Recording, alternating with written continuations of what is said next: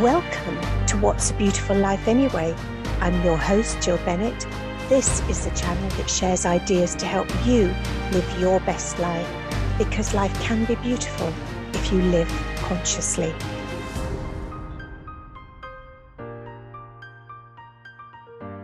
Welcome to episode 2. I am delighted today to have a guest with me, the lovely Tarba Gill. Good afternoon, Tarba. Good morning or good afternoon. How are you? Oh, yeah, you're in the morning, aren't you? Yes, good morning, Tarba. But good afternoon, wherever you are in the world when you're listening to this, welcome. It's just so great to have you here because I've known Tarba for about a year through a coaching group that we're members of. And I didn't know half about Tarba until we decided to do this podcast. So Tarba, there's so much about you and there's so many exciting things about you. Tell us a little bit about your background, please. Oh gosh. Have you got a sofa, a comfortable one, and a few pillows? So my background is career-wise, I largely centre around broadcasting. I was with Sky for about 12 years. Prior to that, I ran a community TV station in Cambridge, and also I've worked on about 13 different radio stations, including Kiss FM in Spain. And my background regarding how I grew up is I lived in Africa for about 10 years before I came over to the UK, and I lived in all sorts of areas in Africa. And I am currently a mum to 2 children, and I'm hiding in Cambridgeshire. Fantastic. So we'll go back to your childhood a little bit later. But I think to start, we need to talk about success after 40, don't we? Because leaving a corporate job, a successful, secure corporate job, when you're over 40 is a brave thing to do. I was 50 when I did it, and I have never had any regrets. But you were over 40. So Tarba, tell us what led to the decision of you leaving that corporate role.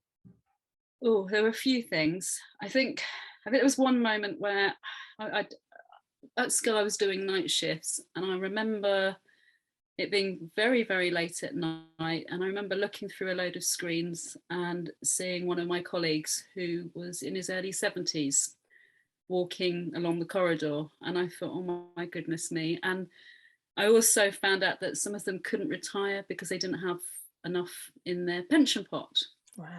And I thought, oh, blimey. And at the time, still living in Cambridgeshire, still doing the commutes back and forwards, feeling so tired, children upset they weren't seeing their mum for 4 or 5 days. And I was thinking, I've brought you guys into the world and I'm missing out on half of your things, things that are going on with the kids. It was to a point where I felt like I led 2 separate lives, and I felt there's got to be more. I've been in the same position for about 12 years. I wasn't progressing. I wasn't learning any new skills apart from, obviously, I would take myself off and learn about websites, and I was constantly learning, but I was still not, things weren't changing. I felt like I was stuck. And there were a couple of other things that kind of helped push me into a decision of actually leaving. And one of those was my boss, one of my old bosses, who said, I'm launching this app. I really would love you on board it, and I know that you want an adventure, and I can certainly offer this opportunity if you're interested. So I'm lucky things lined up, but it got to a point where I'm seeing things at work and I'm thinking, do I want to be in that position when I hit 70? There was just so many different elements to it, I think. Yeah. And very similar for me, really, I guess, because I was in a corporate role at the Foreign Office. I went back after both pregnancies, 2 children, commuting into London, juggling childcare. And it gets to the stage where you do feel a bit of a fraud, don't you? You're not doing as well as you should be doing at work, but you're not being the best parent you could be. And you just suddenly, and I had a boss that wasn't particularly nice. So I made that decision that I was going to just get out of it and and again, never looked back. So we're the fortunate ones, but people who are listening should know it is possible. You need to be brave, and it may be you have to take your time and put some things in place before you do it, but it's definitely possible for everyone. Now, Tarba, since you've left the corporate life, you've done some pretty amazing things, haven't you? Yeah, I have actually. I just, if you told me half the things that I'd been up to while I was at Sky, you would have, I'm looking into your crystal ball, Tarba. This is what's going to happen. I'd go, nah, that's not going to happen. I worked on the app, as I mentioned, with a former, well, I call him a friend as well as a former boss. I've known him for a very, very long time. One of the founding fathers of the internet. So Wow. I'm absolutely blessed, to have him as in my circle. And ping ping. Yes. I don't know Where where that's that's come coming from. No. So where was I? Oh yes. So I worked on the app, and I then ended up doing a load of different events as well, as a consequence of being called in to rescue a theatre, which was the Broadway Theatre in Peterborough, which is one of the largest venues in East Anglia. And there'd been all sorts of things going on there, and they said, we need help. I was one of three of the team. And that involved me climbing into the roof and looking at the rigging. Wow. Learning about compliance. I think I went to bed with some theatre Bible, so I knew what I was doing. I don't know. Yes, this amazing opportunity happened, and I just focused on that. I learned how to get the gas reinstated, all sorts of things. And Amazing. The wonderful news is that we saved the theatre, and it's got new management and fully operational. Really, really pleased with that. What else has been going on? There's so many. The latest thing, which I can share now officially, is I am part of a very, very small group who are going to be putting on the first award ceremony for the stunt industry in the UK. It's the very, very first one, and that's scheduled April 2023. It's amazing. It's the first one. Yep. It's shocking, to be quite honest. It is shocking. What is going on? Yeah. I can tell you a bit more about it if you yes, if please. you want at some point. So I was approached and asked if I would be interested in helping pull this together. And my skill base is very mixed. I'm technical, but I'm also creative, which is also a bit of a nightmare because my brain goes one way and then goes the other way. And it was a shock. And I wasn't really aware that there wasn't any sort of categories within the BAFTAs or the Oscars for the stunt industry. And it was I only became aware when my children's sensei, who's a martial arts expert, was saying, and he does performances, and he was saying, this is just so unfair. Why are we not getting any recognition? We risk our lives. And I'd see these posts on his Facebook, and I said, well, why don't you say something? Why don't you join together and make it happen? And it's like, no, we've tried all that. So it was almost like, so as I'm bumping about going, you're going to do this, at the same, this from nowhere, and then find myself getting involved in putting together the foundations for the Stunt Awards in the UK. So it is for the UK citizens that are based in this country, and there's only one other sort of ceremony which is in the USA, and the idea is that by opening another award ceremony in the UK, that will just make that spotlight just a bit brighter, and it may well get the BAFTAs and the Oscars and any well-known award ceremonies to actually sit up and go, hang on a minute, we need to include this. We're looking a bit silly here now. So I'm very excited about it. I totally believe in it. And as I'm learning more about the industry, I'm absolutely feeling the passion inside. So it's coming from the heart. It's not just a project, paying some of the bills. It's more than that. And I really do feel like we're making history with this. That's So I'm very amazing. excited. I Yeah. remember, I can't remember what course I was on. I think it might have been property development or something. And one of the speakers at our evening do was the lady who set up is it the Mobies, Oh yes, the yes. Black Music Yep. Awards? Yep. And similar, there was nothing specifically for that category. And she was Wow. very inspiring. So Wow. watch this space, Tarba Gill. Remember that name, everyone. I think we could be hearing a lot more from this lady. The thing that intrigues me the most about things that you're doing now is both auditioning on stage and writing a screenplay. Tell us more about those. Oh, I kept some of that quiet. So the situation I found myself after I left Sky was that I think there was kind of a question mark about my confidence. Like, even though I don't, people go, "Oh, you did radio and you did television and you used to do this and used to that." That's used to, and there's a certain time as time goes on that you question your confidence, and especially when you bring children into the world, you're kind of not the same person you were prior. So there was a lot of doubt, and this is the bit what really tested me, because the old Tarba wouldn't have minded so much. The new Tarba was a bit terrified at the prospect that she was going to end up on stage. She was auditioning for the chance to go back on the radio, and she thought she was just going to do it in front of 4 people. So she didn't realize that the theatre was going to have about 300 people watching her on stage in front of judges, as well as being recorded. Oh, wow. So when I found out, and it wasn't in my headspace was like, what on earth is going on here? I can't do that. And I had a real battle. I really did. I literally was thinking, if I don't do this now, it's never going to happen. This is an opportunity. I'm getting on that stage. I'm going to make it happen again. I'm going to live my best life. And I read this book, something like Face Your Fears. Oh, I can't. I'm probably got it in my drawer somewhere. Not feel the fear and do it anyway. Yeah, that's it. Yeah, that's the book. yeah, That is the book. it. And that book, oh my goodness, I was in that car park. I was charging up and down doing my rehearsal. I looked like a mad woman, and I thought, I'm getting on that stage. I had a woman who was very confident next to me, and it's fine. So hers all, I think she was a bit overconfident, so it went a bit pear-shaped for her. I got on the stage and I just went rah, rah, rah, rah, rah, rah, rah. And so that was, I felt, when I came off that, I was like, oh my God, I did that. I better please come back.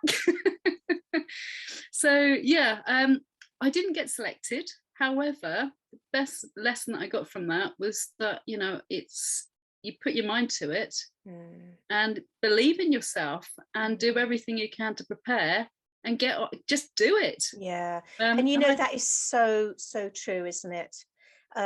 If it's meant to be, it's up to me, Henry Ford said, and it's so true. And that book, we should just highlight that again for anyone listening, but it's Feel the Fear and Do It Anyway, a really old, renowned personal development book.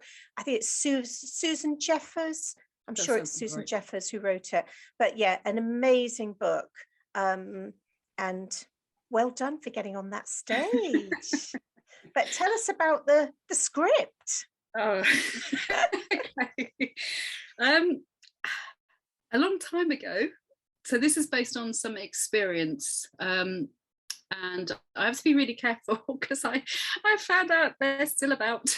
I'm basing it on something that happened to me probably about 20 years ago. Actually, it's very fascinating, and it's based on a kid who's in sixth form, who launched various businesses, and it went a bit pear-shaped to the point where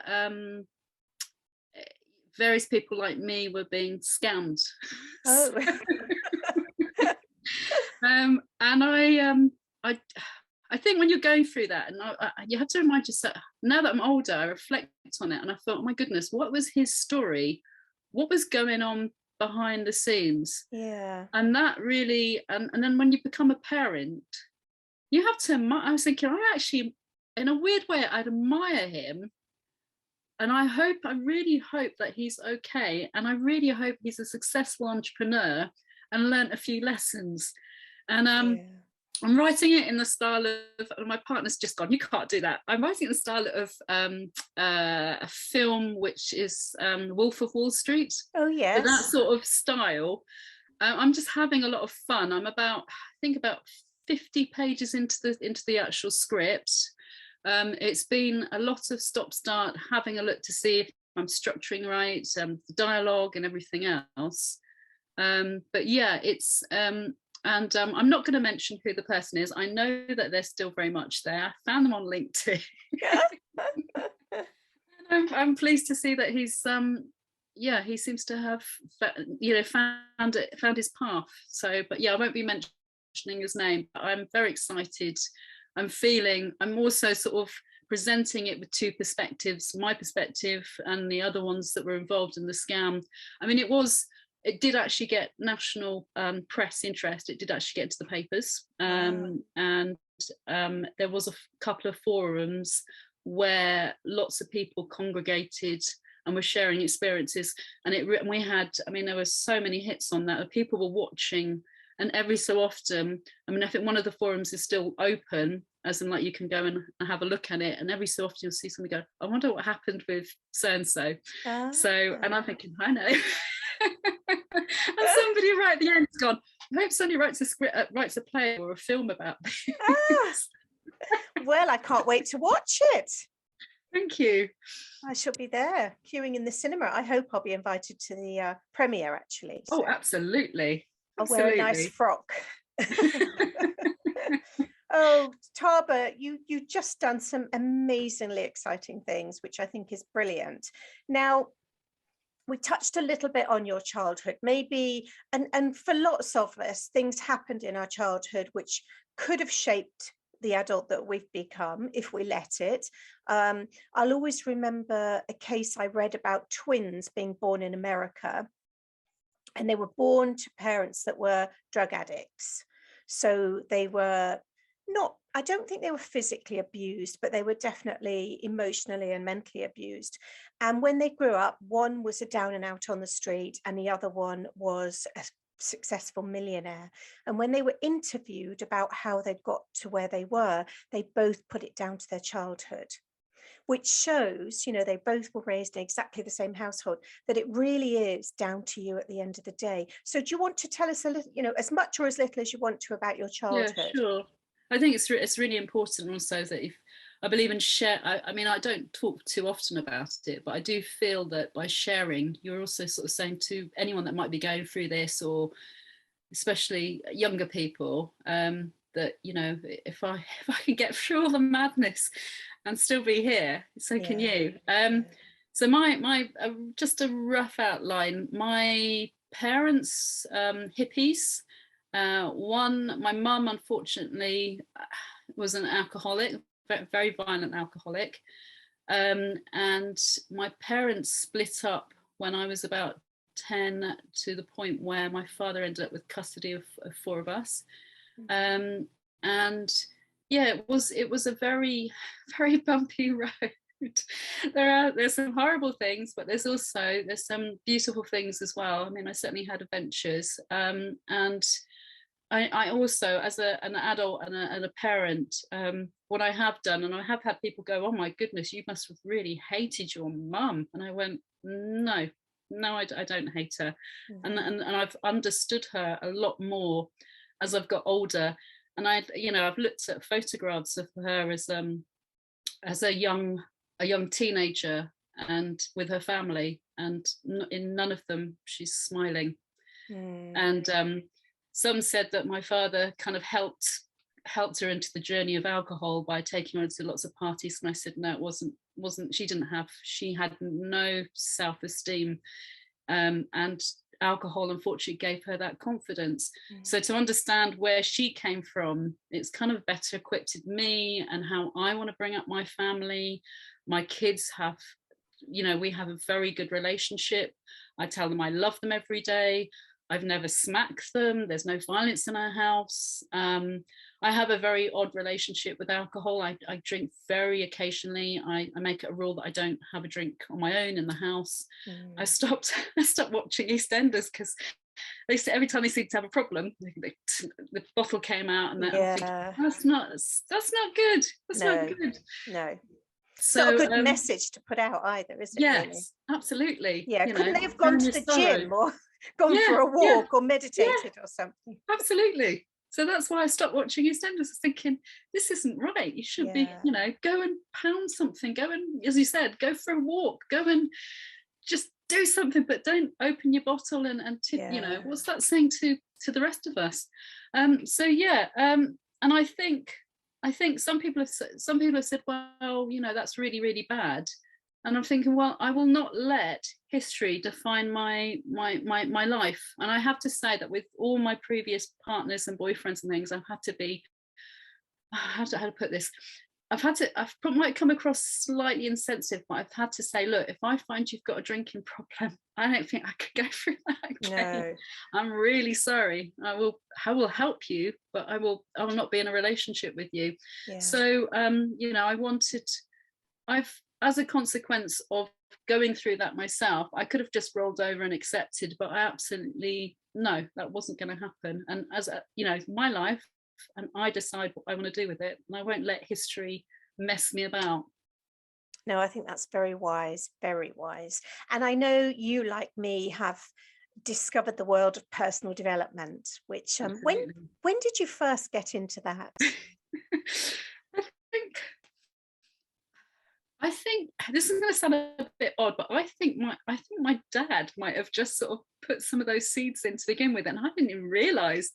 And I do remember him telling me about a story where with this kid that was really poor, and no matter what happened, he's just always smiling. And then they tested him out by, his bedroom was just full of horse manure, and the parent opened the door, and the kid's bouncing up and down, and they go, "Why are you so happy?"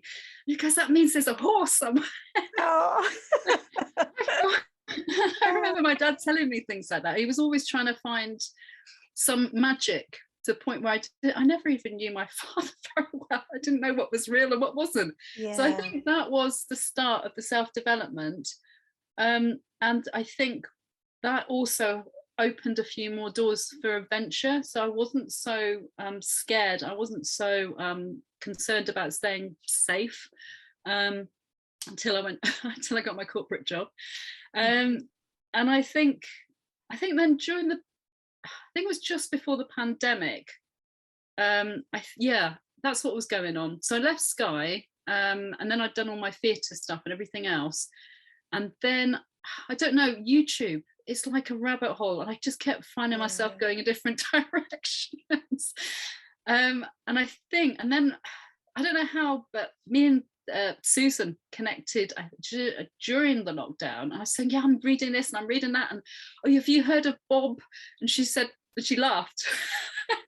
It's like, yeah, there's this guy and a blah blah blah. And she's just like listening to me, and I remember trotting around the garden to get my steps up while I was on the phone to Susan. We were on the phone for about an hour, and I was just like, "Oh, my stuff is amazing. I feel like I'm ready to take over the world." And then she goes, "Oh, funny enough," and then she starts telling me what she's been up Ah. to. So if anyone wants to know who Susan is, listen to last week's episode, because Susan was interviewed on there and spoke to us about being a Bob Proctor coach.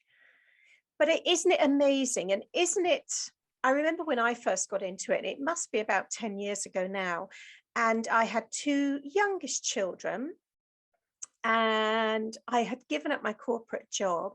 And I guess life was a little bit less stressful. I wasn't commuting into London and juggling childcare.